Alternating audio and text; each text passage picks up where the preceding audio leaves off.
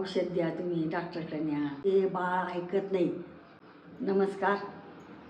तुमचं बाळ जर तोंडात बोट घालीत असलं तर त्याला आताच तोडा. बाळ कसं आहे, जर हिरड्या जर सुजल्या त्याचे सळसळ करत असलं तरी ते तोंडात बोट घालून असं चावल्यासारखं करतो. किंवा एक खेळणी म्हणून मी काही बाळ तोंडात बोटं घालतं.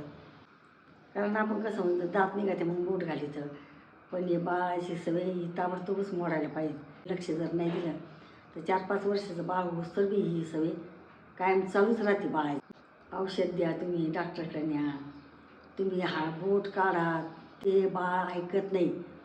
रात्री जर तोंडात बोट जर घालीत असलं तर आपण काय करायचं, बाळाला जवळ घ्यायचं, त्याला गाणं म्हणायचं, काऊ चिऊ हे गोष्टी सांगायच्या. त्या तोंडातलं बोट असं लक्षच गेलं नाही पाहिजे.